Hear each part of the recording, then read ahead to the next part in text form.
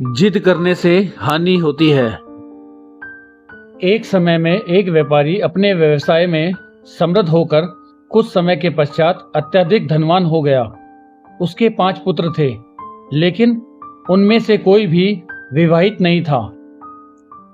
जिस गांव में वे रहते थे, वहां का तालाब मिट्टी गाद से आधा भर गया था और उसने यह निश्चय किया कि यदि राजा उसे यह दे दे तो उसकी सफाई कराकर इसे और गहरा करेगा।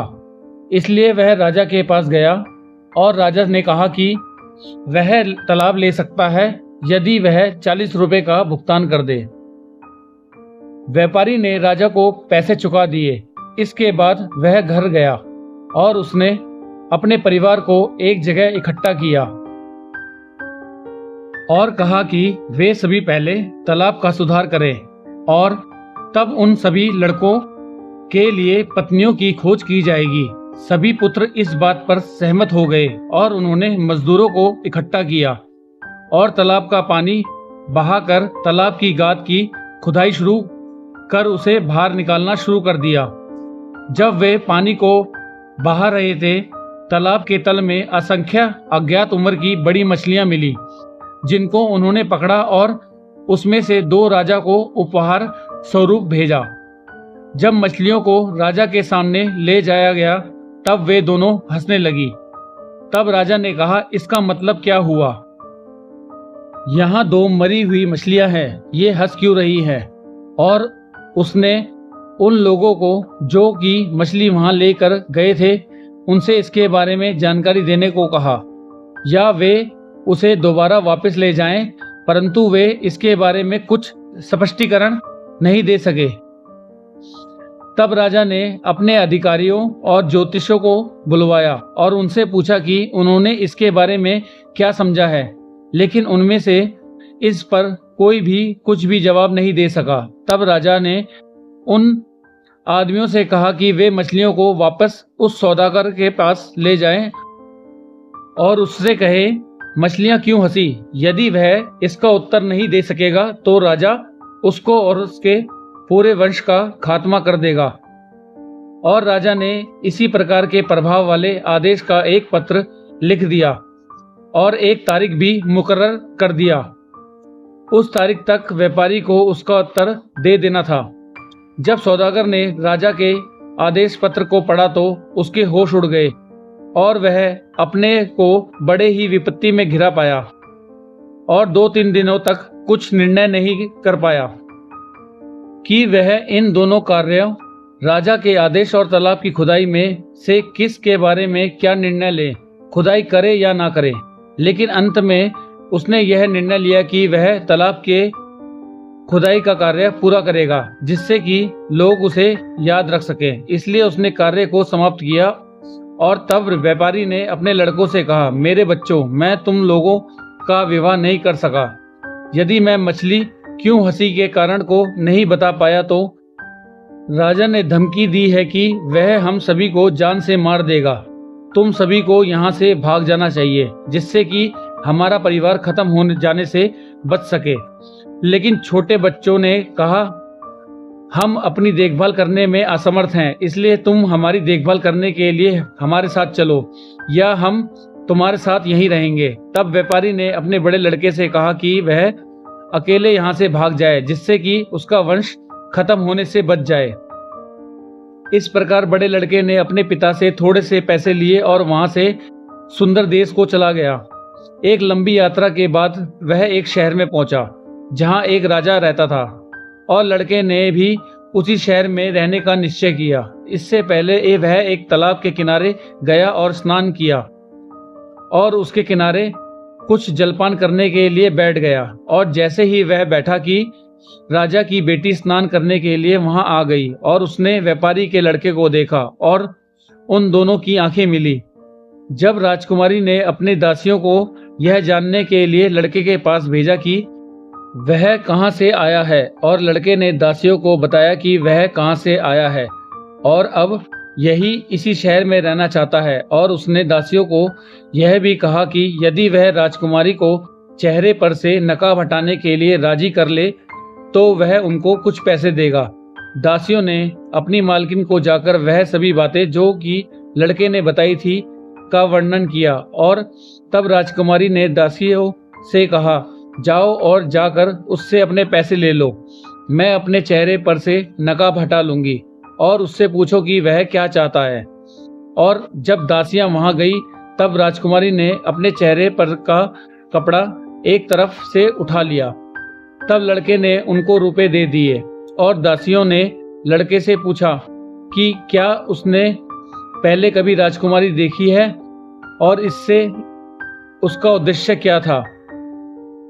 तब लड़के ने कहा कि उसकी इच्छा राजकुमारी से विवाह करने और उसके साथ उसके पिता के घर में रहने की है। जब राजकुमारी ने यह सुना तो उसने भी कहा, हाँ, मेरा भी दिल उस पर आ गया है। इस प्रकार उसने वहां स्नान किया और अपने घर जाकर अपने कमरे में सो गई और फिर नहीं उठी। और जब राजकुमारी के पिता ने उससे पूछा कि क्या मामला है, तब उसने कोई जवाब नहीं दिया। तब राजा ने दासियों से पूछा कि क्या घटना है, और दासियों ने राजा को बताया कि राजकुमारी ने एक अपरिचित व्यक्ति को तालाब के पास देखा है और उससे विवाह करना चाहती है। रानी ने पूछा, क्या वह अपरिचित व्यक्ति अभी भी वहीं है, और दासियों ने कहा, वे उसको वहीं तालाब के पास छोड़कर आई थी। इसलिए राजा ने 2 अनुचरों को उस अपरिचित को वहां से पकड़कर लाने के लिए भेजा, या उनसे यह कहा कि गया कि फिर वे मालूम करे कि वह कहाँ गया है। व्यापारी का लड़का जैसे ही तालाब के पास से जाने के लिए तैयार हुआ कि राजा के दोनों अनुचर वहां पहुंचे और उससे पूछा कि वह कौन है और क्या चाहता है। लड़के ने कहा कि वह नौकरी खोज रहा है, लेकिन वह विवाह करके अपने ससुर के घर में रहना पसंद करेगा। तब उन्होंने उससे कहा कि उसे कहीं जाने की आवश्यकता नहीं है, वे उसके लिए ऐसा ही प्रबंध कर देंगे। इसलिए वे उसको शहर के एक घर में ले जाकर उसे वहां रख कर और वापस राजा के पास चले गए। उन्होंने राजा को कहा कि अजनबी काफी दूर चला गया है, लेकिन यदि आप कुछ पैसों का प्रबंध हम लोगों की यात्रा के लिए कर दें तो वे दोनों उस अजनबी का पीछा करते हुए उसके पास पहुंच सकते हैं और उसे वापस लेकर आ सकते हैं। इसलिए राजा ने उनको कुछ रुपए दिए। तब वे वहां से चले गए और वे जाकर केवल अपने घर भोजन किया, और तब व्यापारी के लड़के को राजा के पास लेकर ऐसे आए मानो वे दोनों उसे बहुत दूर से पकड़ कर लाए हों। लड़के से उसके बारे में पूछा गया और उसने अपना पूरा इतिहास बताया, केवल यह छुपाया कि राजा ने उसके परिवार को मार देने की धमकी दी है, और राजा को उसका उत्तर संतोषजनक लगा। अतः राजा ने कहा कि वह राजकुमारी से विवाह कर सकता है।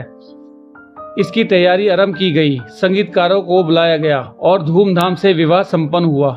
विवाह के बाद व्यापारी का लड़का अपने भाइयों के भाग्य के बारे में सोचकर उदास रहने लगा और मध्य रात्रि में उठकर रोया करता था और उसके बिस्तर आंसुओं से भीग जाते थे। राजकुमारी ने इसे देखा और एक रात जब वह सोने गई तो उसने जागे रहकर सो जाने का नाटक किया और अपने पति की निगरानी करने लगी, और मध्य रात्रि में उसने पति को धीरे से उठकर सिसकाते देखा। राजकुमारी को उस पर दया आई और वह लड़के के पास गई और उससे याचना की कि वह उसको बताए कि क्या मामला है और क्या वह विवाह के कारण दुखी है। और लड़के ने कहा, मेरे रोने का कारण मेरी हताशा है।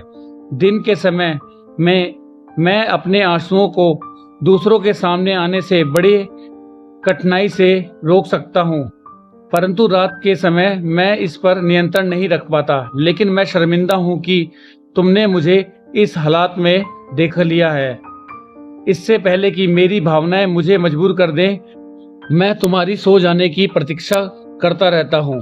तब राजकुमारी ने उसके संताप का कारण पूछा और उसने जवाब दिया, मेरे पिता, मेरी माँ और मेरे भाई बहन सभी की मृत्यु निश्चित है। हमारे राजा ने शपथ ले रखी है कि एक निश्चित दिन को वह मेरे पूरे परिवार को मार देगा। यदि मेरे पिता ने राजा को जो 2 मछली उपहार स्वरूप भेजी थी उन मछलियों को राजा के सामने लाए जाने पर मछलियों के हंसने का कारण नहीं बता पाए, तो राजा के द्वारा दी गई इसी धमकी के कारण से मेरे पिता ने मुझे घर से बाहर भेज दिया है कि कम से कम परिवार का एक व्यक्ति तो जीवित रहे।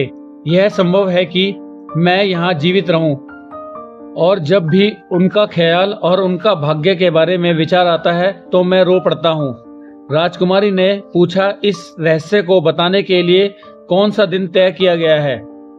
और लड़के ने कहा, एक खास महीना में जब पूर्णिमा का दिन होगा। तब राजकुमारी ने कहा, मुझे अपने पिता के घर ले चलो, मैं उनको बता सकती हूँ कि मछलियाँ क्यों हंसी।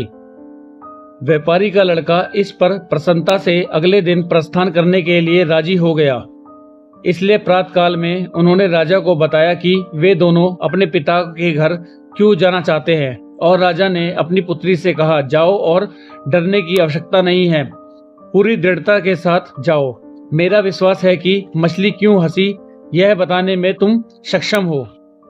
इसलिए वे दोनों व्यापारी के घर जाने के लिए यात्रा के लिए तैयार हुए। और जब वे वहां पहुंचे तो उन्होंने व्यापारी से कहा, जाकर राजा को कहो कि यह कारण जानने के लिए कि मछलियां क्यों हंसी एक खास दिन सभी नागरिकों को एक स्थान पर एकत्रित करे। व्यापारी राजा के पास गया और राजा ने उसे उस दिन निश्चित करके एक पत्र दिया और सभी नागरिकों को एक खुले मैदान में एकत्रित होने के लिए कहा। और राजकुमारी ने एक पुरुष का वेश धारण किया और वहां गई जहां सभी लोग इकट्ठा हुए थे, और वह राजा के सामने खड़ी हो गई।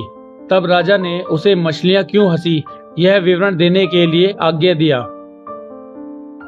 और राजकुमारी ने उत्तर दिया, यदि आपको इसका कारण जानने की जिज्ञासा है तो आप अपनी सभी रानियों को यहाँ आने की आज्ञा दें। इस प्रकार सभी रानियों को भी बुलाया गया। तब राजकुमारी ने कहा, मछलियों के हंसने का कारण यह था कि आपकी सभी पत्नियों में से केवल बड़ी रानी ही स्त्री है और बाकी सभी पुरुष हैं। यदि यह सत्य साबित हुआ तो आप मुझे क्या देंगे? तब राजा ने एक प्रतिज्ञा पत्र लिखकर व्यापारी को दिया कि यदि यह सत्य साबित होता है तो वह उसको अपना आधा राज्य दे देगा। जब निरीक्षण किया गया तो यह पाया गया कि वास्तव में सभी पुरुष थे और राजा सभी नागरिकों के सम्मुख शर्मिंदा हुआ। तब उसने सभा को विसर्जित कर दिया और व्यापारी को आधा राज्य भी दे दिया। कहानी का अभिप्राय, जिद करने से हानि होती है।